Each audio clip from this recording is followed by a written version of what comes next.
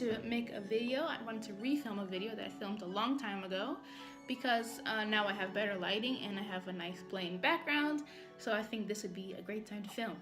I want to talk to you guys about how to have a better birth and how to have an easier, smoother labor. I have a couple of things I'd like to talk about because my birth was pretty great. My birth was long, but it was doable and enjoyable actually, and I feel like I have some tips I can give some people.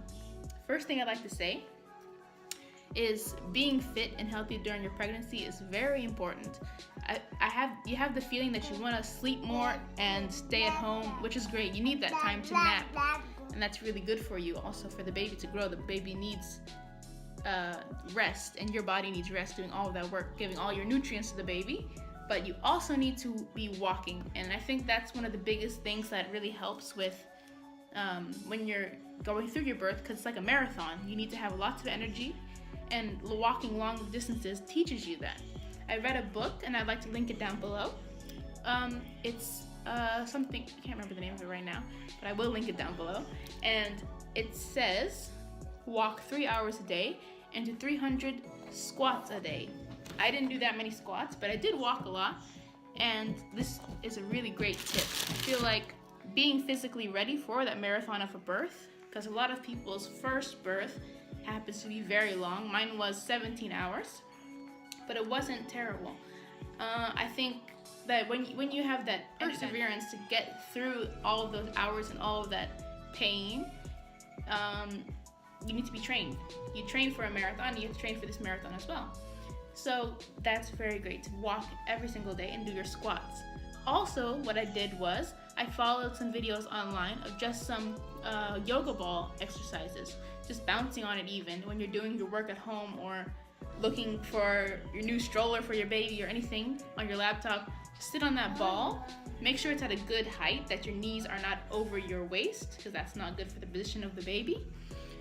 But especially at the end of the pregnancy, stay on that ball and make sure you're having good form.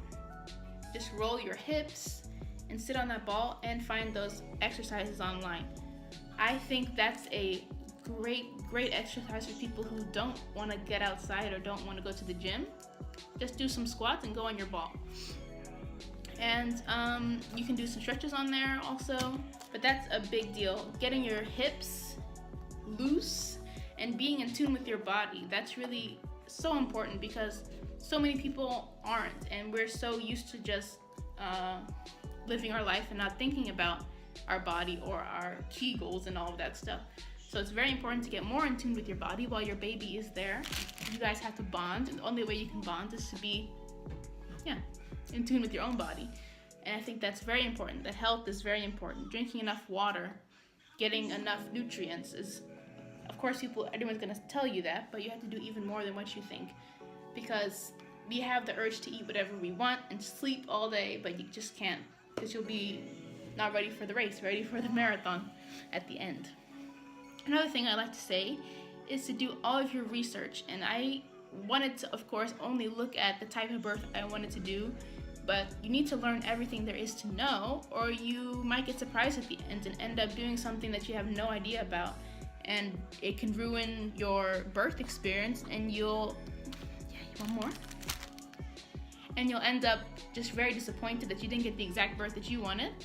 And some people might not even know about the different types of births and what's out there, and what the rules are and what laws are there to protect you, and how you can have even better birth than you even imagined. On movies, we see people who all have their water break and then rush into the hospital, but that's not how it has to be at all. Some births are very long and slow. Some people have contractions for like days before their water even breaks. You can be induced, you could have a C-section. You have to look at these videos and learn all about this stuff before you do it yourself. You want to be ready. That's the main thing I need to say with all of these things, is to just be ready for that time, that day, and be prepared as much as possible for anything that could happen.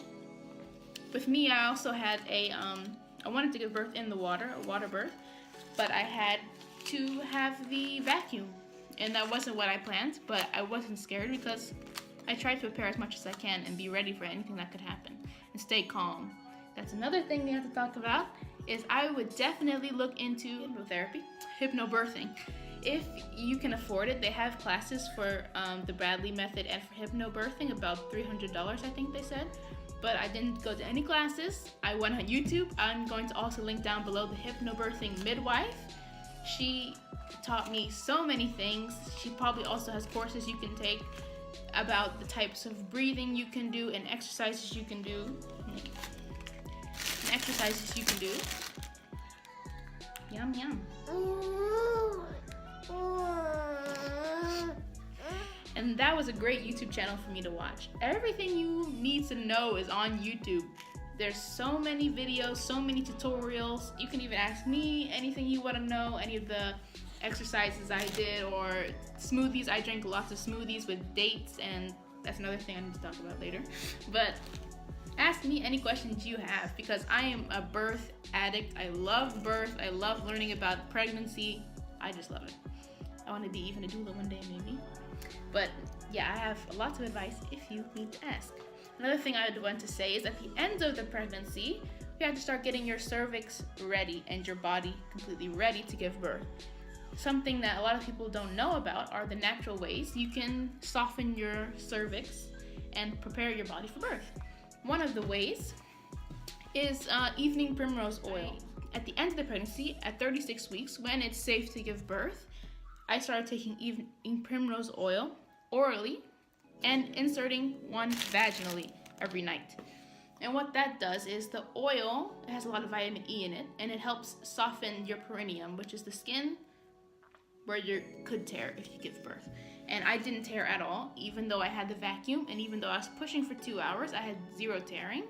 And I think that comes from doing the evening primrose oil internally and so that's very important. They also have perineal massages you can do. I tried to do that a bit, but I didn't do as much as they say they can do. You can look that up also on Pinterest. Maybe I can put a link to that as well, what a perineal massage is. But caring for your perineum is very important, because you don't want to be the one who has a 2-degree tear and have to get stitches, because that can happen to anyone. It's also genetics, but do as much as you can to keep it stretched and supple, that skin, and because you do get scar tissue, and that can really bother you for months later. So yeah. So another thing you could do at the last 4 weeks of pregnancy is to take 6 dates a day. Dates are like those big raisins with a big seed in the middle. Bab.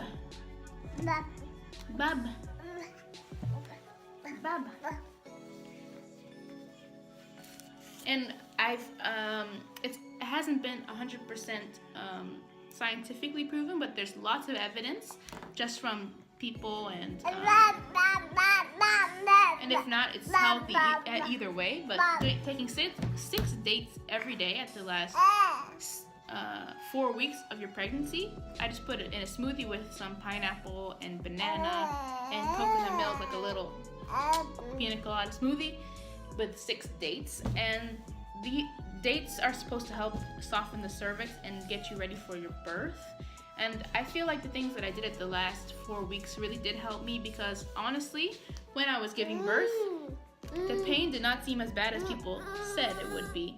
I did have times where I needed to scream and I needed to let it out, but it wasn't excruciatingly painful, and I didn't tear.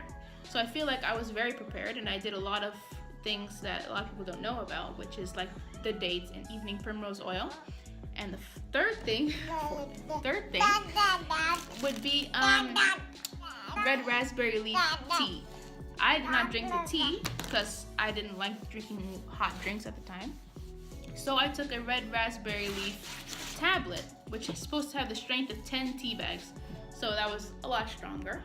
So I took that at the last 4 weeks. And I'll also put a link to all of these things down below. And I took the tablets the last 4 weeks, but you're supposed to build it up, so you take more at the end. And that's also supposed to help with strong contractions. It's supposed to make your contractions stronger so you can give birth more effectively, and to help with the pain, having a stronger uterus. I think these things really did help me because I don't feel like my pain was very terrible. And also the breathing helps so much when you're in labor, to find whatever position is more comfortable for you. Don't listen to what anyone else says. Do what's most comfortable for you and breathe through the contractions. Close your eyes, make it dark, just have music playing. I told everyone just to be quiet so I can concentrate on every contraction. It was almost like a full day of everyone just being silent around me with my sleep mask on and my worship music playing and my essential oils in the air. And that's what got me through all those hours of labor. So the day of is sometimes scary to people, but if you're 100% prepared and you've seen birth be done on YouTube, on TV shows, not fake, but for real, you'll feel more prepared because it's something that every person has been through, every woman has been through that is a mother. So it's not as rare and scary as you think, because hopefully you have people who support you and will listen to your vision of what you want, and you'll be there to stand up for yourself as well. That's a big thing, because there are some things that can come up that you won't want. So you really need to make a birth plan and see what you like and what you feel comfortable with for your baby and for yourself. So I think the more research you do, the better. So I would definitely care about yourself more than you usually would if you're not that type of person, because this is a big day and it could change your life. You can have great memories and want another baby right away, or you can end up having birth trauma, and nobody wants that. So I'd rather help you guys do your best to have the best birth you can. So let me know any questions you have, read all the books you can, and make this the best birth you can possibly have. If you want to know more about my birth story, let me know. I don't know if that's a video you guys want to see or not, because everyone's heard so many birth stories. If you want to hear mine, a more positive one, it's not 100% perfect, but no one's birth is 100% perfect. So if you'd like to hear that, please leave a like on this video and let me know down below. If you've watched all the way to the end, that's comments. If you made it all the way to the end, comment pineapple, because I said about pineapple smoothies. Comment down below pineapple, or pineapple in your own language. Here we call it ananas. So comment the word pineapple if you made it all the way to the end of the video. Thank you guys for watching, and let me know what you want to see next, and give this video a like and subscribe. Bye.